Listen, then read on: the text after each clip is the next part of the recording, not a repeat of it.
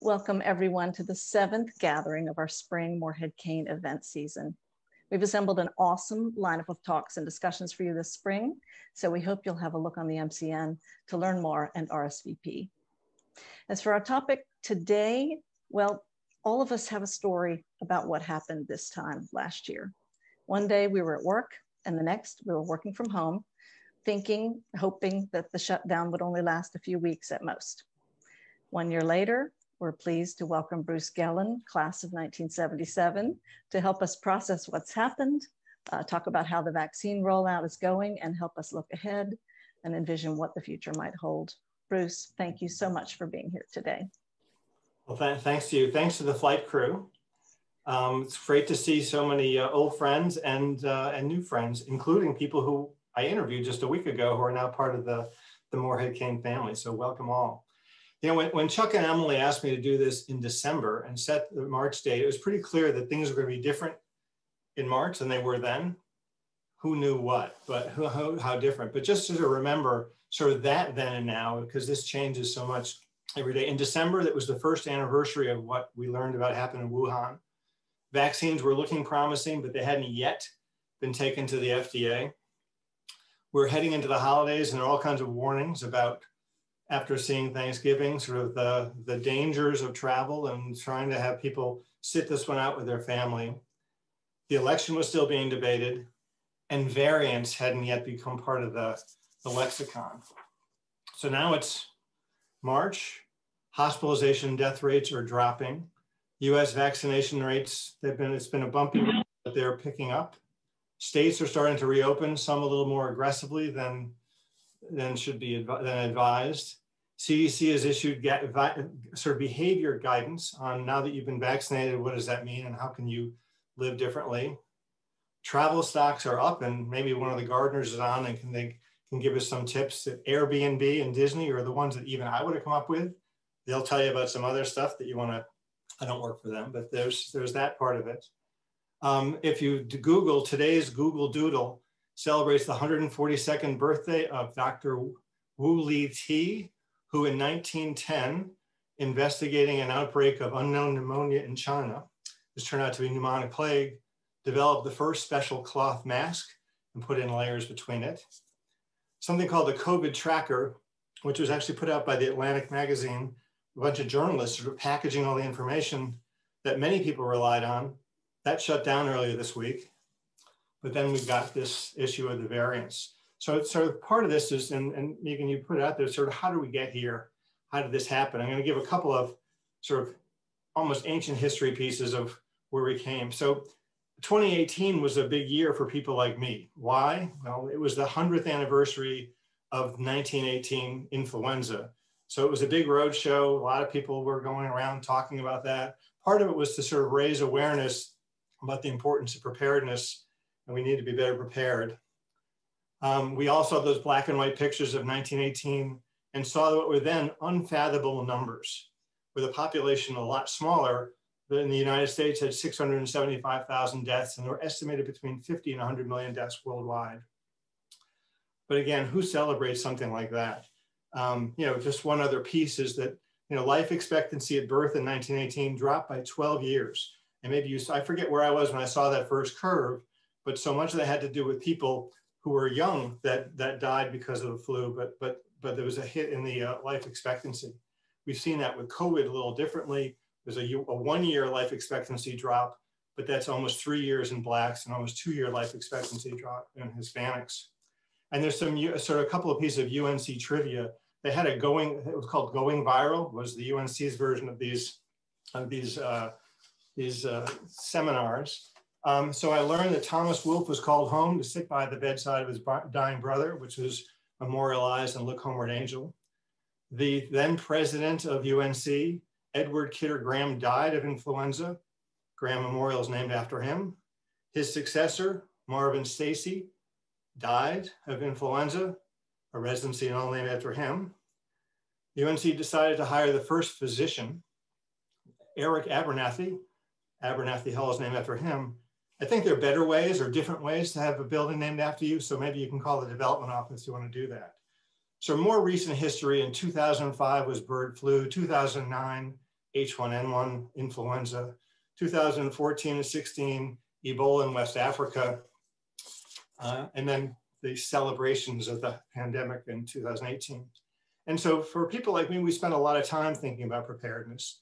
The US government, more than any other government, invested heavily in preparedness in terms of planning, in terms of vaccine for influenza, vaccine preparations.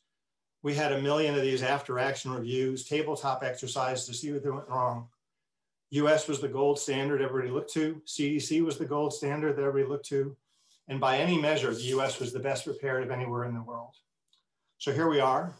There have been nearly 120 million deaths, cases worldwide, 2.6 million deaths.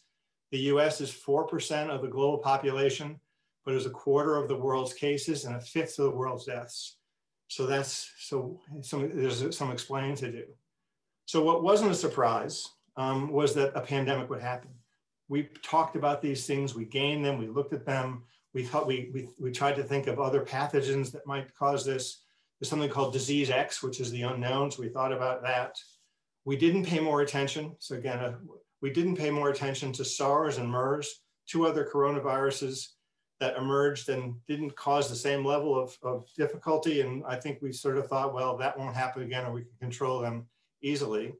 There are people who are thinking about coronaviruses. One of them is Ralph Barrick at UNC. So fortunately, people like him have been working on this for a long time, so we had some other insights. You also knew that a pandemic would affect all of society. It's not just a health problem. It starts as a health problem, but then it ripples through essentially every sector and does that globally. We also knew that when vaccine arrived, there would be limited supplies relative to demand, and there'd be a scramble for vaccines.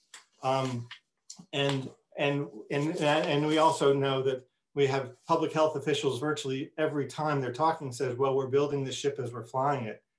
You know, who would board that aircraft or that plane? So I think we need to do a little bit better about, getting these plans down. But what was a surprise is that we did this poorly. Again, given the indicators on what we had been preparing for, at least with influenza and other things, but clearly we missed the boat on this one. We know that viruses are small. The other big surprise was the degree to which people who have no symptoms could be transmitting this virus. And I think that was the one that fooled us the most, and all the things that come as a consequence of that. I think we were also surprised that mass testing would be so pivotal. The idea that testing was going to have an implication for what you did with that test, whether you stayed home or how you behaved. And we were totally unprepared for that. And frankly, had never gained that in these influenza exercises. The assumption with influenza was that once the pandemic influenza strain was out there, anybody with influenza symptoms had influenza and they'd be treated accordingly. But now particularly with asymptomatic spread, it wasn't, or the asymptomatic phase, it wasn't clear how we're going to manage that. We knew that viruses mutate.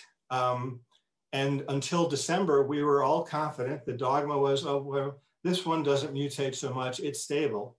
And now variants are now threatening the success that we have so far.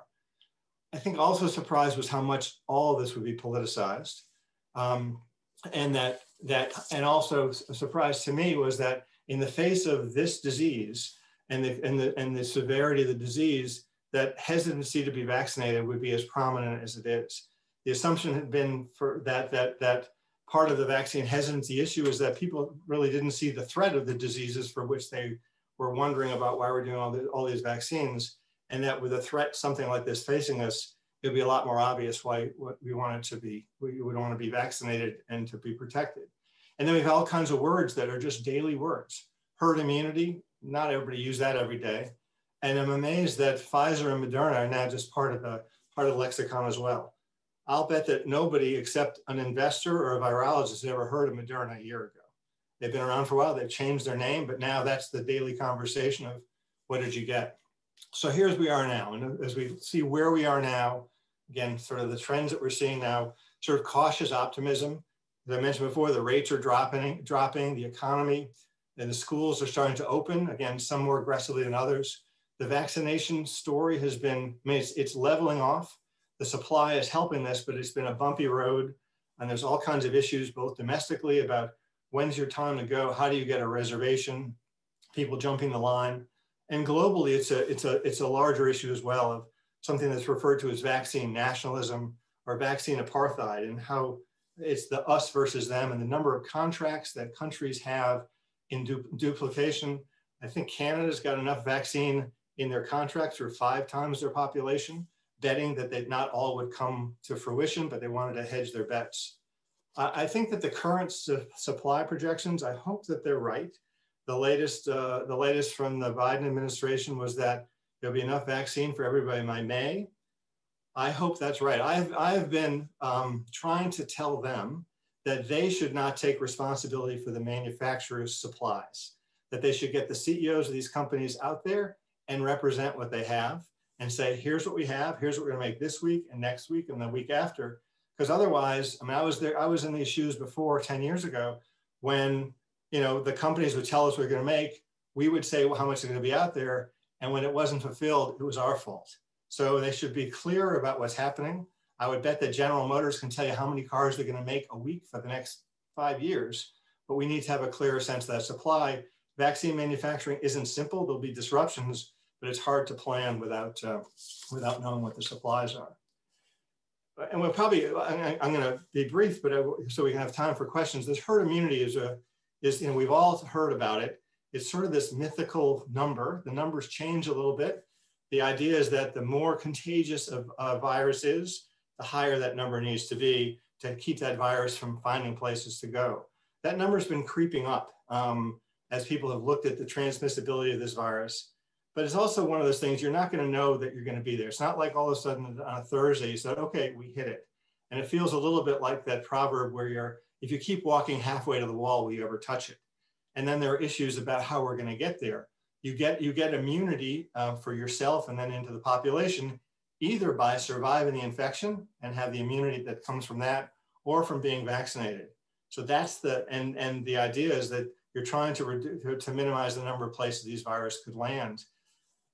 So it's going to be a combination of those who've been infected. We don't know how long that quote natural immunity lasts. It seems to, there have been very few people who've been reinfected. So that is longer than we were thinking, but we'll see how long that goes. We're going to have the same questions for vaccine immunity of how long that's going to last. And then there's the other issue about these variants of whether or not the vaccines that are created now are going to help us against some variant that is already, you know, they're increasing in number, or others that are yet to emerge. We need to have better treatments. There have been some progress. Again, this is where Ralph Barrick and others have worked on some of this for some of the treatments. Actually, UNC has an initiative about, it's called the Rapidly Emerging Antiviral Drug Discovery Initiative, READY. I guess it's ready or not, but the idea is to how to get some of these products ahead of the next problem, because we do need better treatments. We need better surveillance, and now you've heard about the mutants and the variants and how we need to understand what's happening with them. And we're largely in the dark. Some other countries are better, things are improving, but for the most of the world, we really have no idea what the state is of these variants. And it's almost by serendipity that we're finding those, and that's going to be critically important. And as going forward, I think another piece we're going to be looking to, and maybe this is part of that new normal, is diagnostics and maybe or testing. That maybe we'll have home testing, the equivalent of a thermometer now where, okay, if you have a fever, stay home because you may have something. But maybe, again, given asymptomatic conditions, maybe we'll need to have something that, as Francis Collins, who's the head of the NIH, says, maybe it's built into your toothbrush. So every morning you know, and then on that you can base your behavior. And we're gonna have to learn a lot more about sort of what's called respiratory protection. I mentioned before that masks have been around since 1910 for protecting against respiratory infections. We don't really know how effective they are. They haven't been subject to the same kind of science, and we need to do better with that. So I'm just going to end with sort of a series of issues that I think will be fodder for things we can talk about. We've clearly seen how this has revealed, as if we didn't know, disparities in healthcare. We have pandemic fatigue. We've been doing this for too long, and now that it's springtime and things are looking better, things are opening up, and that may be, we'll see how that plays out, again, particularly with variants looming in the background. We don't really know much about what are called long haulers, people who've been infected then have now sort of a new chronic disease, and the degree to which people who have had mild infections are the ones who have those diseases going on furthest. When you look at these big numbers, the number of people who've been infected, some subset of those people are going to go on and have continuing health problems. We don't really understand enough about transmission. We've heard that there's this term called R0, which is the sort of the contagiousness of a virus, but it's not equal. Some people spread it to many, some people probably don't spread it to anybody. We need to better understand that if we're going to try to think about how we're going to use some of these, what are called sort of public health measures.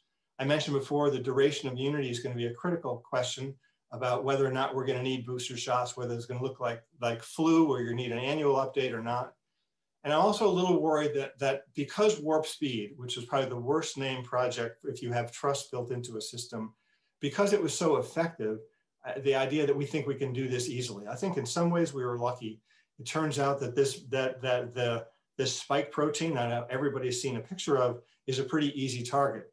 And I'm not going to be surprised if there are other vaccines that come through that have the same range of effectiveness, which is really remarkable against others. But I'll just remind you that in 1984, the Secretary of Health, Margaret Heckler, promised in 1984 that we were just 2 years away from an AIDS vaccine. So even if you put all your money into a Manhattan Project, doesn't mean you're going to get there. We have to learn more about how this plays out in children, the degree to which they are spreaders, the way which they may, what their infection may read, and whether or not vaccines are going to be the same for them, and will they become another, no shot, no school issue down the road. We're far from that. On a big issue of emerging infectious diseases, 70%, 75% of diseases come out of the human-animal interface. And given climate change and given a more dense world, we're going to see more and more of these things. So people like me will continue to go to these conferences and talk about pandemic threats. And on the behavior side, we'll have to see how stigma plays out, whether you've been infected or not. If you're wearing a mask, what does that mean?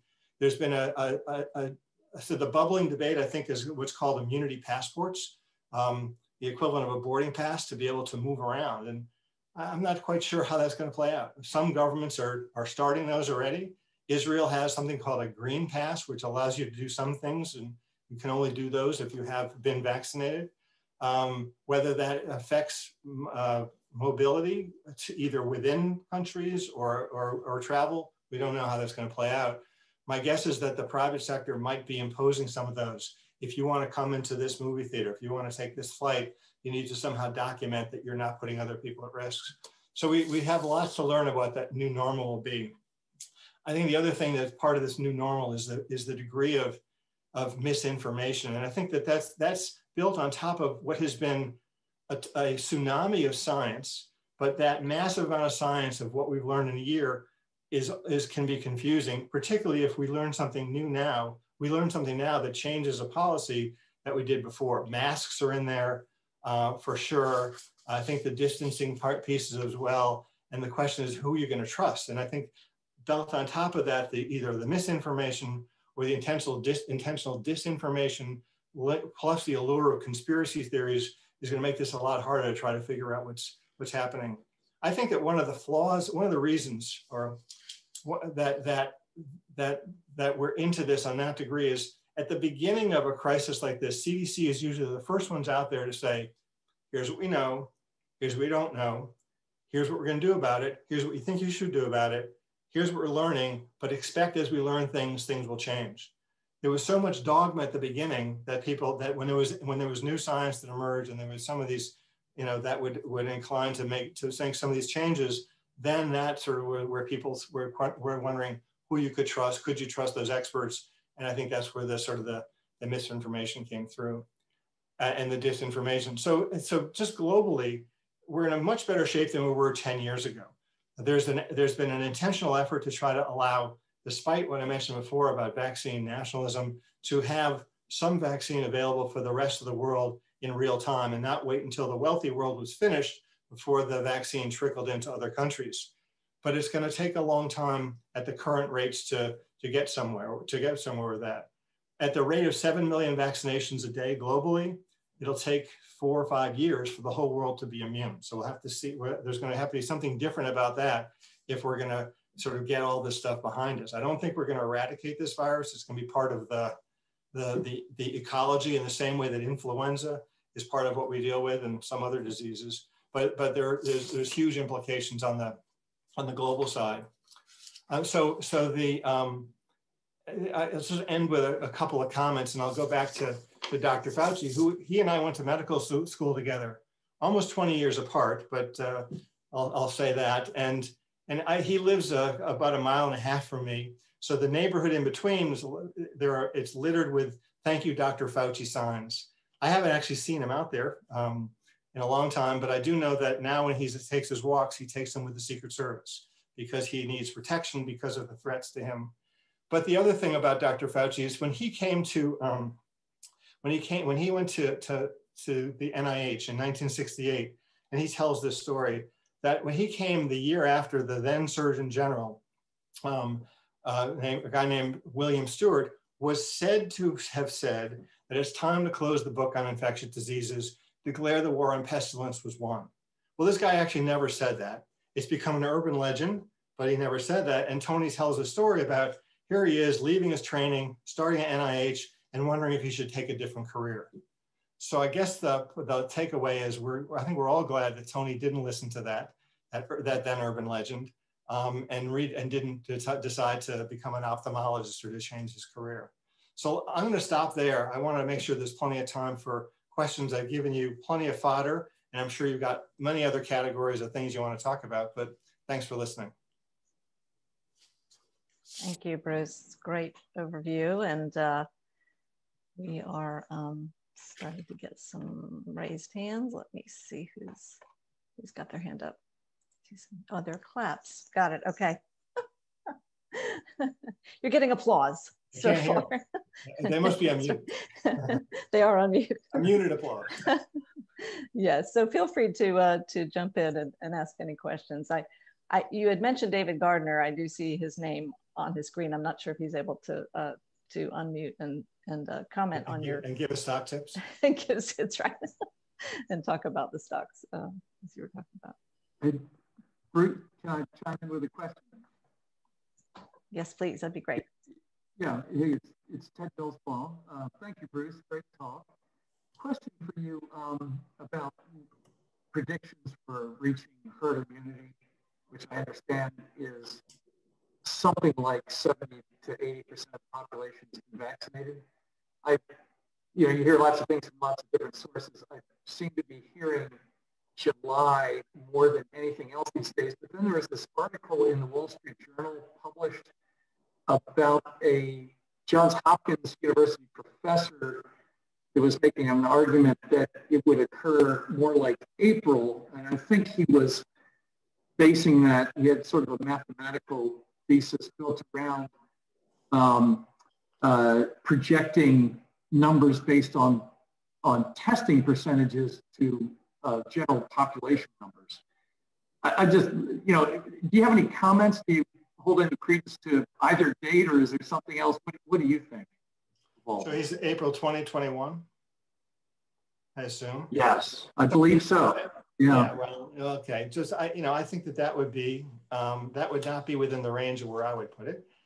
And people don't know. I think it's going to be, so the immunity is either derived from a vaccine or from natural infection. And we don't really know. We have estimates of that. There's something called serosurveys where they go around and take samples of people's, and they see if they have antibodies to natural infection. You can distinguish vaccine versus natural infection. But the question is, how many people in the population are already immune from natural infection? And then the other question, which we don't know, is how long that's going to last. So if that goes for, if that wears off, then all those people have to sort of reset and how they're going to become immune. I think and then I didn't read this, but I guess this is a prediction about the US. And the idea, I guess, would be that the US has now got this, shield, if you will, from any, incoming sparks that might flare up. I think that's quite optimistic. You can take projections, maybe a quarter or a third of the people at most have been infected, and then layer on top of that people who have been vaccinated. There can be some overlap there, but I think that's not going to be enough to get us where we need to go. Then there's this projections of every adult being vaccinated by May. That, we'll see how that goes. But even if that's the case, then nobody under 16 or 18, depending on the vaccine, but really nobody under 16 will have been vaccinated. And so there's still going to be a number of people, kids, who could potentially be infected and therefore infectious. So I think that that would be early. And the one last thing is, I think that we're going to learn a lot from Israel. That was way ahead of the curve. That's almost saturated their population. You can start to see how the rates, particularly in the elderly and nursing home populations, have begun to drop.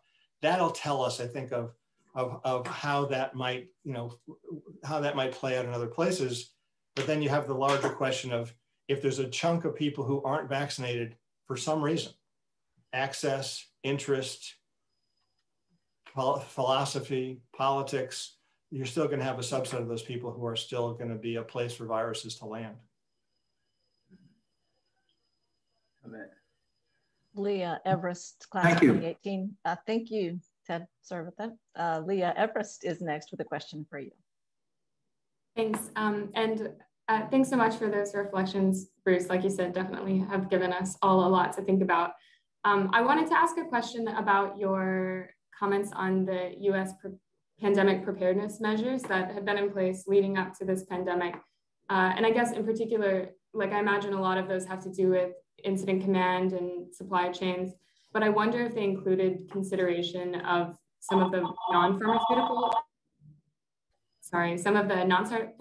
interventions that have played such a big role in pandemic response. So kind of what those would be, when they would be used, how they'd be rolled out, things like that. So it's great, Leah. Nice to see you again.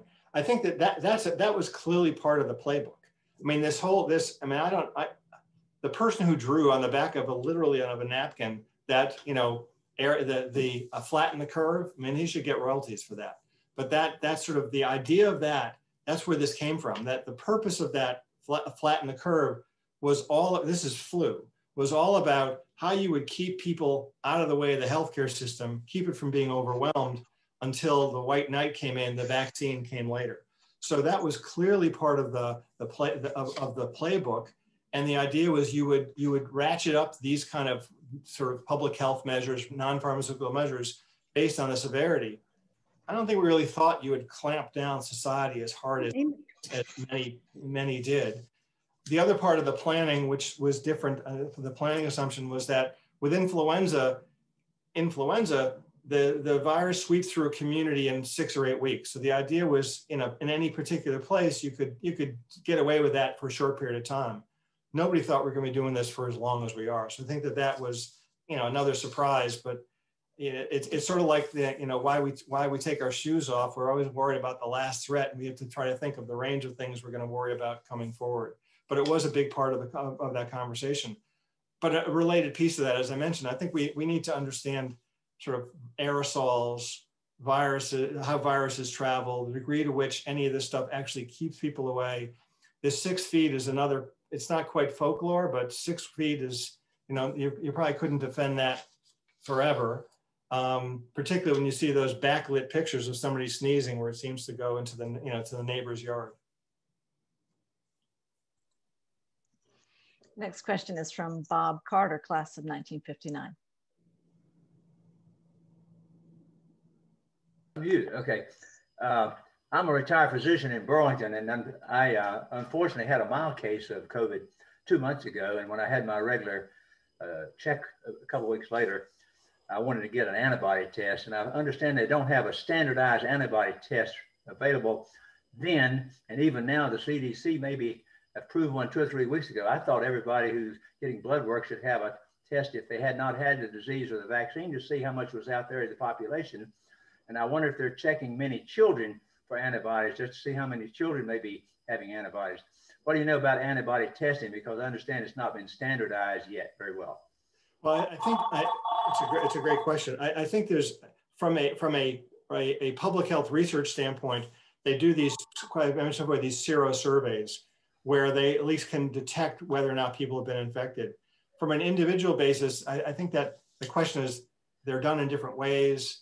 And how that would tell you what behavior you might take, whether or not you should skip a vaccine or not. So I don't know as much about the standardization of those, but that's but they're done in different ways. But for the most part, they're done for those public health research questions to try to figure out who's been out there. I'm in the middle of I just asked a question on my. I guess he had a second opinion, right?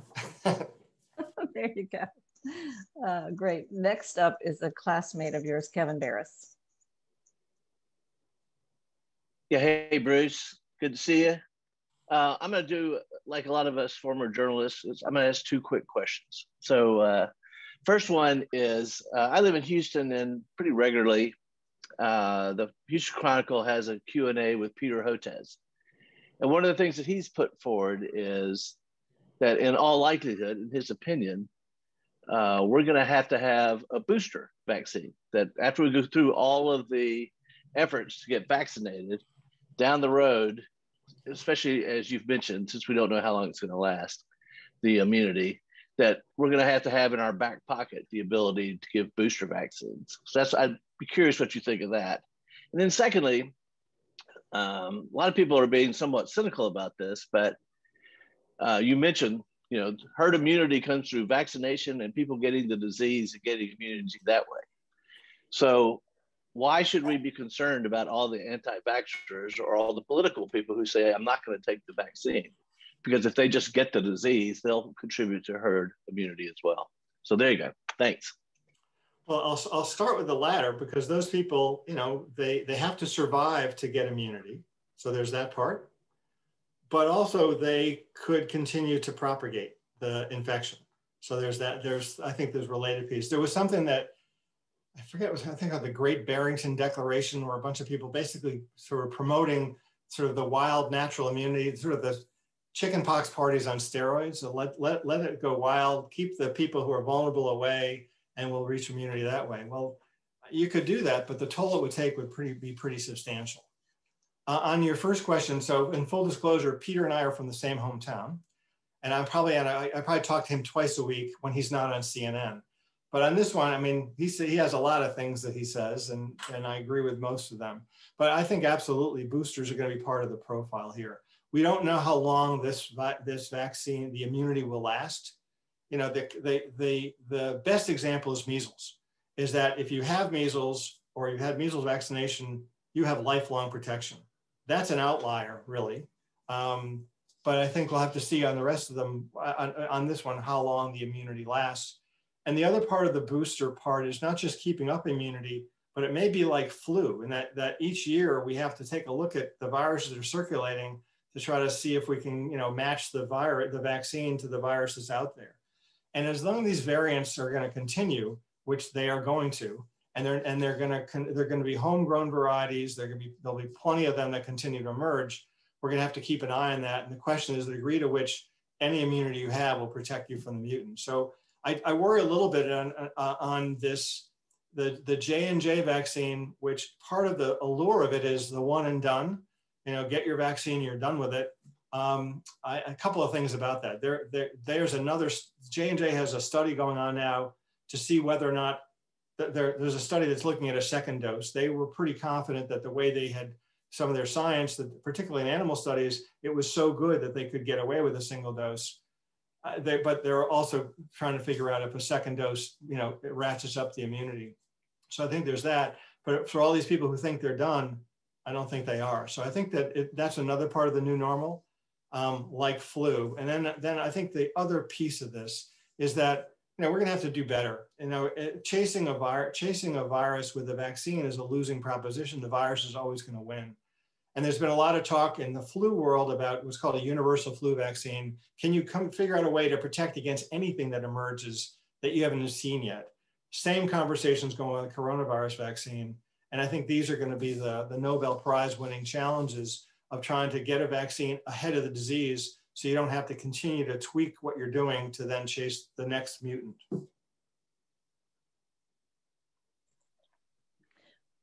Arlene Bierman has a question for you, Bruce.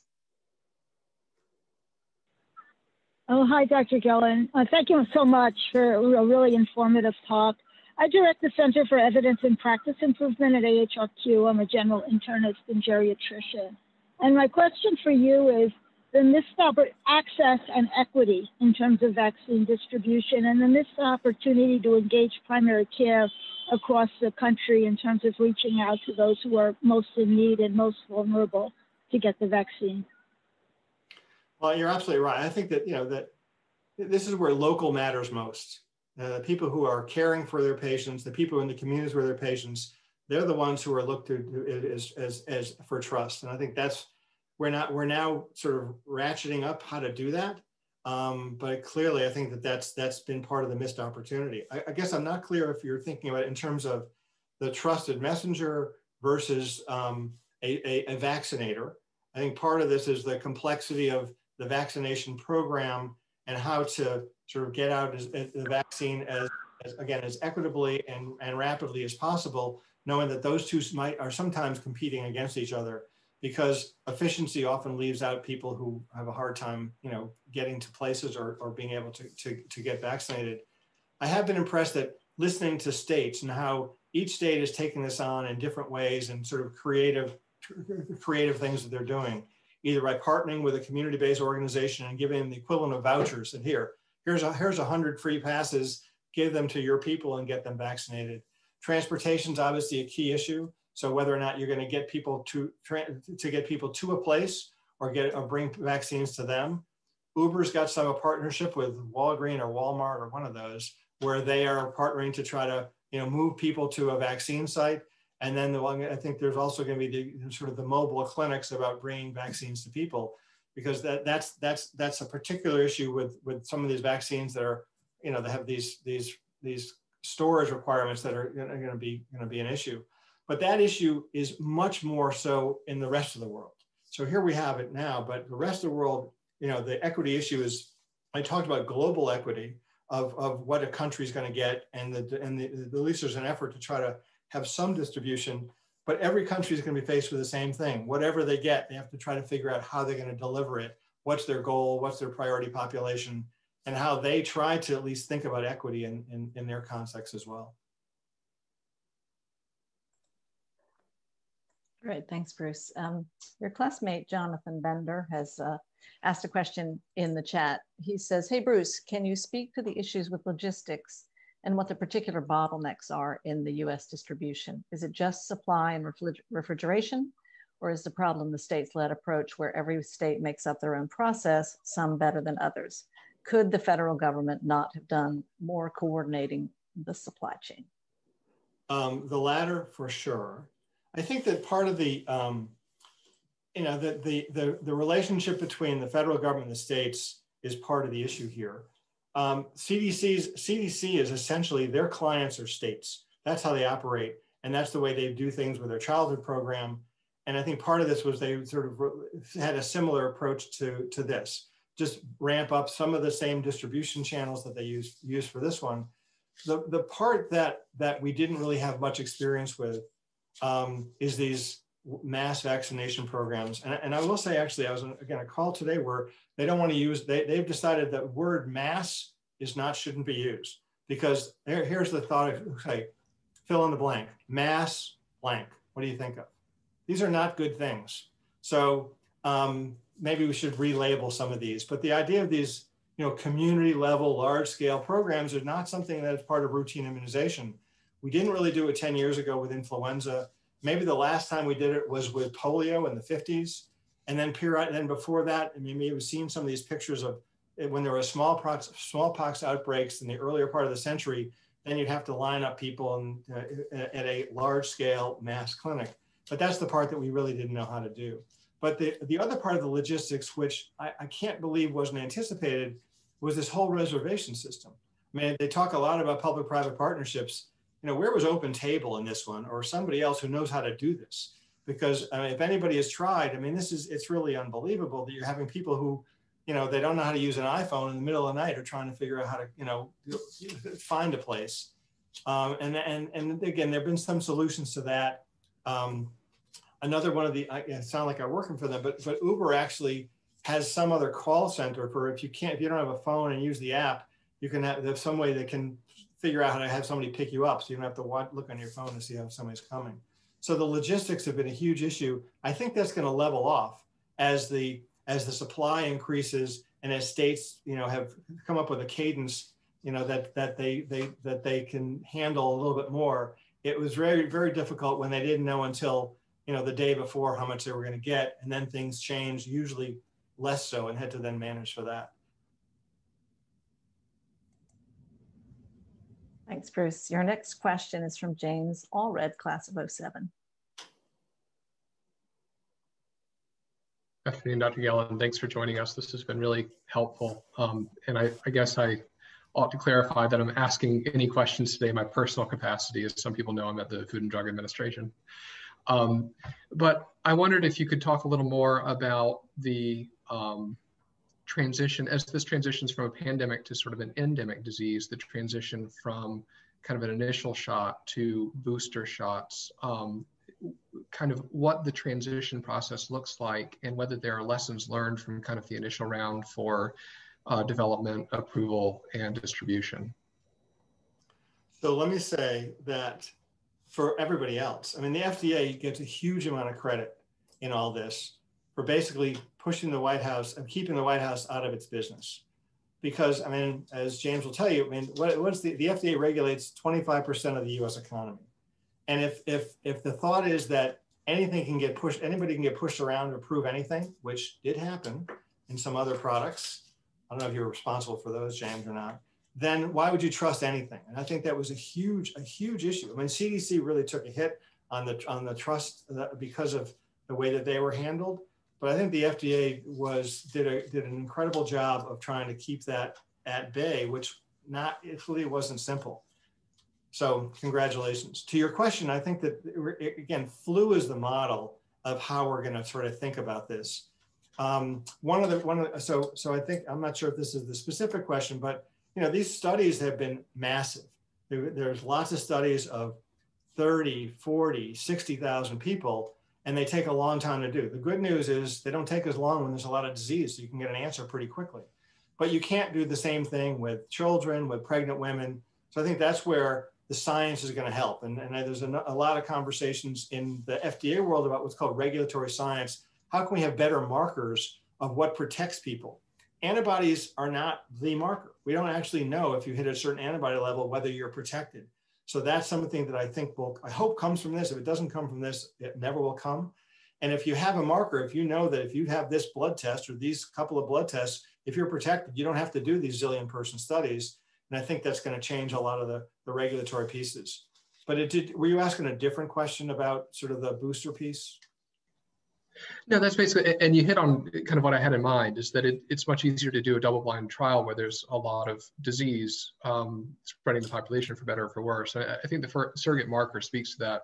I guess I generally wanted to know too, if you thought there were other sort of lessons learned or things that, I mean, I shouldn't say but things that the government was not doing particularly well here that ought to be improved in the booster phase. Well, one thing that hasn't happened, which I can't believe, frankly, is that so now we have 3 FDA authorized products. They're not approved, they're authorized. I've learned this language, and they're out there. And so right now they're pretty scarce. So, you know, whatever you sign up for is what you get. Although maybe you can, depending on where you are, you might actually be able to select a product based on where you make your reservations. But if you require 2 doses and maybe a booster dose, and it's going to be, and you're faced with different products that are different technologies, we have no idea whether or not if you're vaccinated with Pfizer and then boosted with Moderna, it's going to help or not. I mean, most likely it's not going to be a problem, but we're not sure whether or not the immunity that results from it is going to be what you want. And that's going to be increasingly complicated when we have different technologies. J&J is a different technology. So if you then end up, you know, some line somewhere and you get that as your second dose, we have no idea. So what surprises me was how much did the US spend on this? $10, $12 billion to organize all these studies. They didn't do any studies that we refer to as sort of mix and match. Are these things compatible?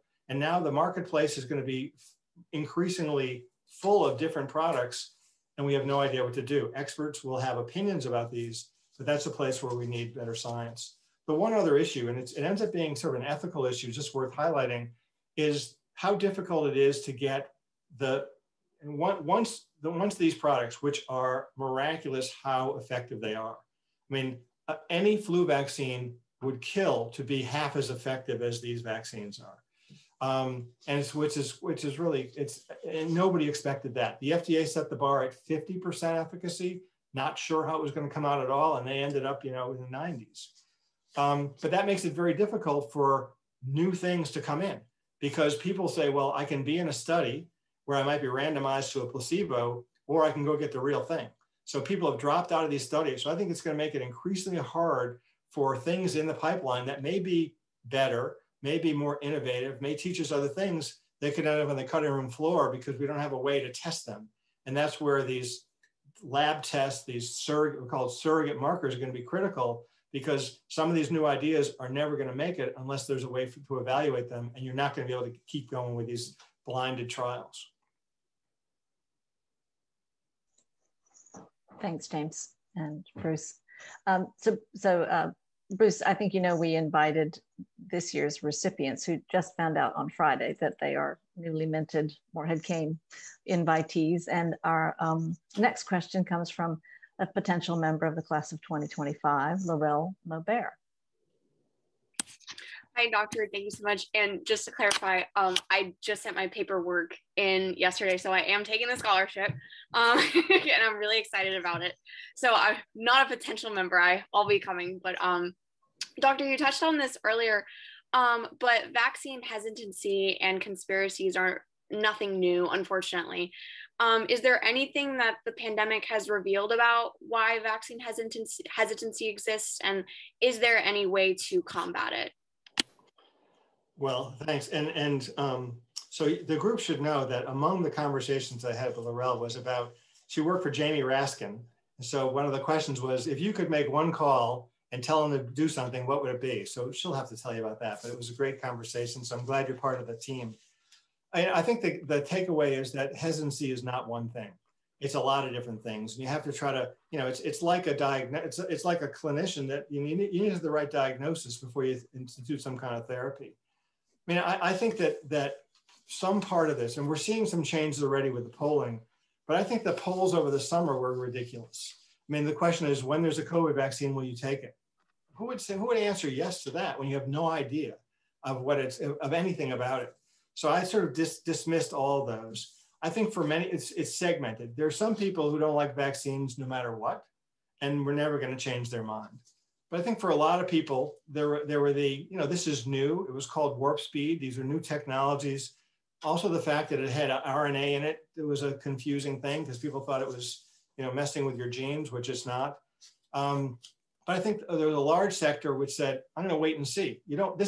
While there are a lot of people who would line up to an Apple store when the iPhone 15 shows up, it's not the same with vaccines. So we want to see, what happens first to other people. There was a guy whose name was Maurice Hilleman who invented most of Merck's vaccines. And he used to say that he never really slept well at night until 3 million people had been vaccinated, just to get a sense of how it played out. So I think that here it's a lot of, wait and see. And I think the question is, what are people waiting to see? And I think that's really trying to figure out, what is it they are hesitant about? What is the issue? It may be unsolvable. Maybe they have no trust in the system and they don't want anything to do with it. And it may be because it was called warp speed, they think that was jammed through by the last crowd and they don't want anything to do with it. So it's not an easy question. It's not an easy problem to solve, but really trying to then dissect it out. I was on a call earlier today where the sectors that are the most hesitant now are people of color. There's a broad category, essential workers and conservatives.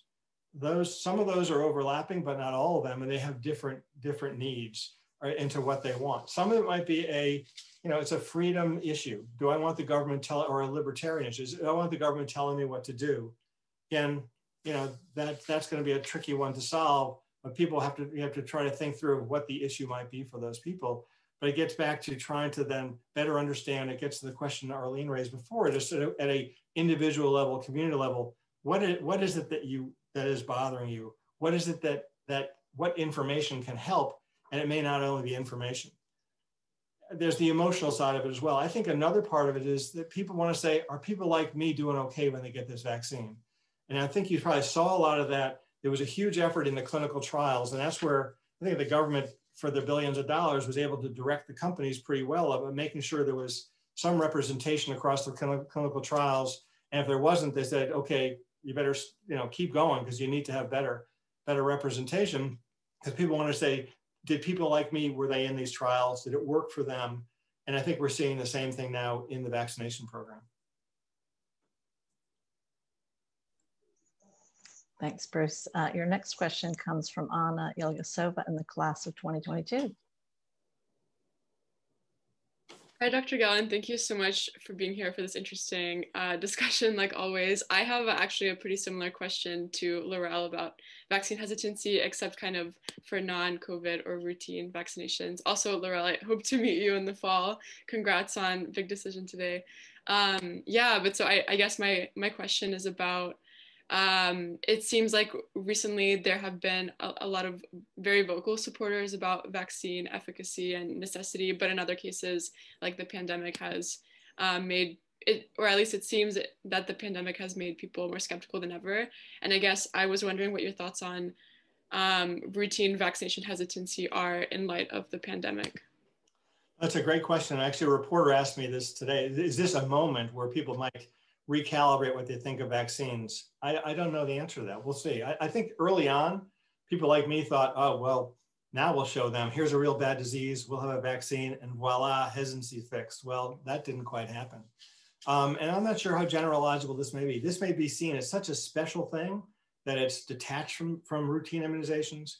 Again, the difference with routine immunizations, the tagline is vaccines have been the victim of their own success, right? So they have essentially eliminated, they've eradicated a few, but eradicated smallpox and nearly eliminated polio. But these diseases that when I was a kid, they used to be called the usual infections of childhood. Now they're called vaccine preventable diseases. So parents are trying to figure out, well, why are we getting these vaccines? Why are there so many vaccines if there's so little disease? So that's a different situation than at least you can see what COVID is doing, although there are plenty of people who think the COVID thing is not so serious or their experience is limited or maybe it's made up. So we'll see how much spillover there is from this experience. I'd like to be optimistic. I'm just not sure. Thank you. Thanks, Anna. Next is another potential member of the class of 2025, Julian Taylor. Hi, Dr. Gellin. So at the beginning of 2019, I spoke with a bunch of epidemiologists for a research project, and a common theme that I heard was that if we had a pandemic, we wouldn't have the supply chain in place for vaccine distribution, and we wouldn't have the infrastructure for that. And so I'm wondering if COVID has established that, or if we had another pandemic in the future, would we be back at square one? Maybe we'll be at square three. But you're absolutely right. So there was a lot of focus on the vaccine part, but there are also people saying, what's our absorption capacity to actually vaccinate people, in a quick period of time? When there's an outbreak, in a small outbreak, you can do it. But a large scale like this across the country, across the world, it's quite a different story. And we're starting to see how that plays out. As I've said before, I think that in the United States, the states are now learning that with a more stable prediction of the supply, they can figure it out a little bit more of how they're going to balance the sort of rapidity of these large community level, not mass programs with what will come next, which is, smaller scale and more targeted. But I think you're right. I think that we really underestimated the scale that we would need to do this. Frankly, I think that's where the developing world can teach us a lot. They have these you read about these things where they'll have a weekend in India where they'll have 10 vaccinators out there, vaccinating everybody they can see in half of India. I think we can learn from some of those large campaigns. It's something we don't have any experience with. And I think like many of these things, the hope is that we're going to learn from these things and some of these structures will be sustainable. They require a lot of support, a lot of funding. It speaks to a large degree about local public health that has been underfunded for a long time. That's why this stimulus bill is so important to try to get people into the system and to work on it. But at the same time, these same people, part of the issue with testing is that the people who are doing testing get pulled to do vaccinations. So some of the decline in testing was there's just not enough people to do it. There must be a lot of other things that are not going on. I guess when you go to the next restaurant, if you go in one, take a look at the last time that the health grade was done. It may be that's not happening now. I don't know. But local public health is really stretched, and that's a piece of it as well. But I think that clearly we're going to have to figure out how to do a mass program again, because these things aren't going away. And while we are focused now on COVID, the threat of influenza, again, we mentioned at the top of this, hasn't changed. It's not like these viruses make a deal with this. It's okay, you take this one and I'll take a break for a while. The threat of a pandemic influenza is no different today than it was yesterday, than it was a week ago. And that's still a major concern. Thank you. Thanks, Julian. Now, Bruce, I know we're sort of pushing up against our time. We have a question from the chat feed that I'd like to read to you, and then Mack Harrell and Dr. Bob Carter both have questions. Would you be willing to sort of wrap on those three things? I'm happy to stay. Chuck told me I get time and a half after 5 to stay. Everybody on the call. Everybody wants to do. So some people have to go, so you should go, but I'm up for whatever you got. Awesome, wonderful, good. Okay, so the question from the chat is from Peter McCullough, class of '86. He says, how can we test efficacy of masks in a human population? Double blind could be accomplished with intentionally defective masks as a kind of control or placebo, but ethics might be dicey on that. Please discuss how we can do better at providing scientific quantification of the efficacy of wearing masks. Well, it's not easy. I think actually, I don't know if there's some, if the UNC's got this. I know the University of Michigan tried this where you randomize people in the cold and flu season to masks and not, to try to see where they are effective and not. There may be technologies that help to try to better understand the aerosol dynamics of masks and which ones work and which ones don't and how they're fitted. It's a great question because it's not a simple answer.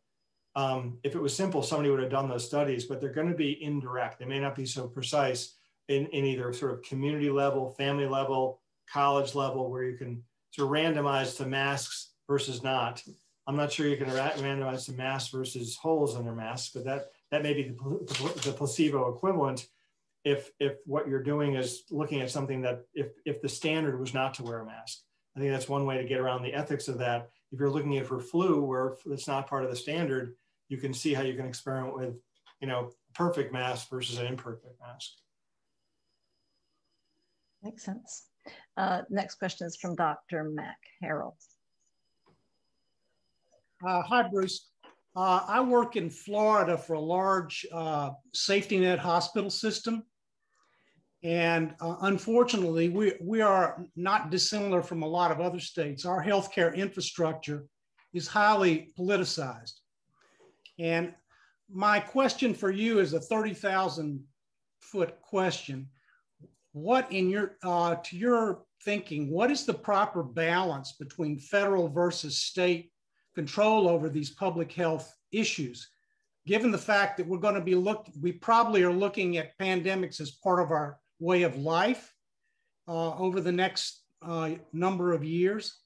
What should we be doing to change the balance of how our public health gets done? That is a great question for which maybe you need a constitutional lawyer.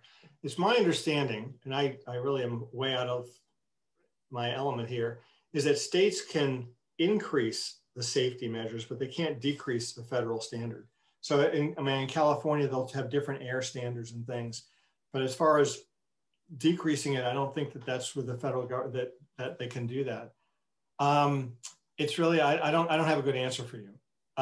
It may be that the data will reveal the mistakes and that going forward, people can see when you do those things, what happens.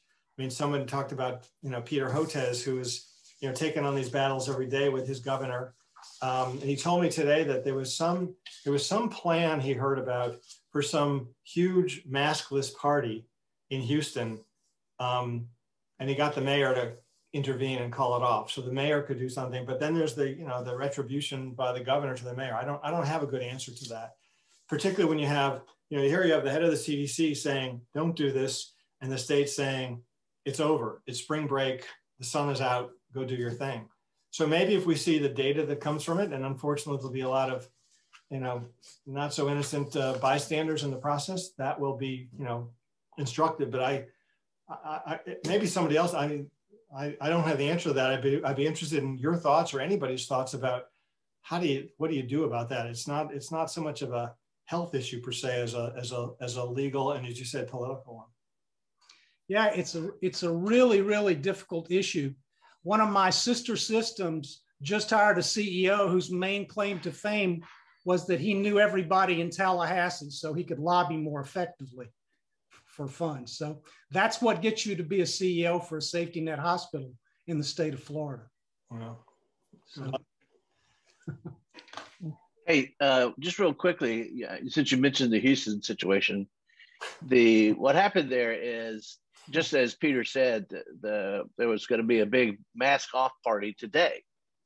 In fact, today's the day that the rule goes, or the mandate is off. But the mayor doesn't have the ability to tell somebody not to do it. But the combination of the mayor and the county judge asking them not to do it, they exceeded and decided not to do it. So, and actually, they made the smart choice for a change. Thanks, Kevin. Thanks for that color commentary, Kevin. That's awesome. Dr. Carter has a follow-up question for you. Just a comment about the vaccination acceptance. Our local hospital requires everybody to get a flu shot to work, but only 30% of the people have been getting the COVID vaccine. They're letting them have the choice there. So I don't know the answer to that. The other thing I wanted to say, LabCorp locally, big lab, I was talking to them about this COVID testing, and they have a contract to do sort of random checking of blood from all over the country based on, they'll figure out age and geography of people who have an antibody in the system. So the CDC should have some statistics on what that is in the country pretty soon. Yeah, no, my wife signed up for one of those things where they send a little kit and you FedEx the blood spots going through. So again, CDC is trying to figure out, and they'll have to do it periodically, is what's the level of immunity, and they can test it based on on infection versus vaccine. And remind me your first question. I forgot it. What was the first one? No, it wasn't a question. I was just commenting on the acceptance in the local medical facility. The staff, only 30%, I talked to the administrator, only 30% have accepted the vaccine, or excuse me, won't get the vaccine right now. That means they got 7% getting the vaccine. So our friend from the FDA may clarify this, but because this vaccine is authorized and it's called an emergency use, that is the equivalent of an experimental product. And therefore, it cannot be mandated. You can't mandate that someone take an experimental product.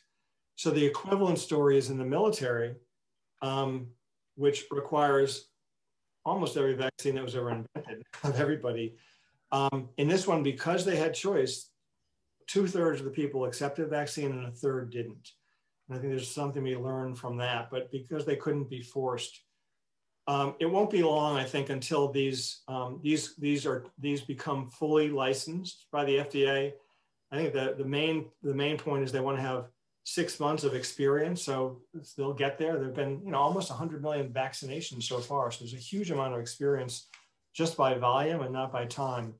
And I think that situation might be more like influenza in a number, or might be like other vaccines when it's fully licensed. I think we'll have to see whether this becomes, it's a long way to get to the school requirements, whether it's a requirement for work in a hospital setting. And I think we'll have to see where that goes. And that's related to this immunity passport. I mean, the other part is, these vaccines are remarkable, but they're not perfect. So there are still people who are vaccinated who might still be susceptible, or we still don't know about, if you're vaccinated, whether you still can be infectious to others, which has other implications. So just because you've got a card from the CDC doesn't mean you're totally off the hook. And we'll have to see how these policies, how they finally level off. Again, it's going to be the experience and the data that's going to help to determine that. Bruce, I know I promised that was your last question, but your classmate, James Barnes, has asked a very thoughtful question in the chat, and I think we should wrap up on that. And he says, thanks for all you're doing, Bruce. How are you doing? What one word would describe your mood? I think probably like the rest of you, you realize the efficiencies of operating from remotely, but at the same time, you're really not. It's hard to get away from it because these things are sort of, it's continuous. And then the other part, like many of you, is how do you maintain safety when you've got sort of a bubble to maintain? So we have a son who's a recent UNC graduate. He's not quite on the list yet. So how do you sort of keep, and Till and I have had this conversation probably daily about those kind of managements, but we've all had those. But it's, you know, it's been an interesting one for me. And I think somebody mentioned that Vanity Fair article, you know, so part of my, you know, my 15 minutes of fame was because I spent so much time in government before now doing this kind of stuff. I get a lot of calls from people saying, well, what happened? So I get to speculate a lot. Well, thank you, Bruce. We really can't thank you enough for giving us the opportunity to gather as a community and kind of process what we've all been going through and prepare for the interesting future ahead. So thank you. Great. Well, thanks for having me. I really appreciate it.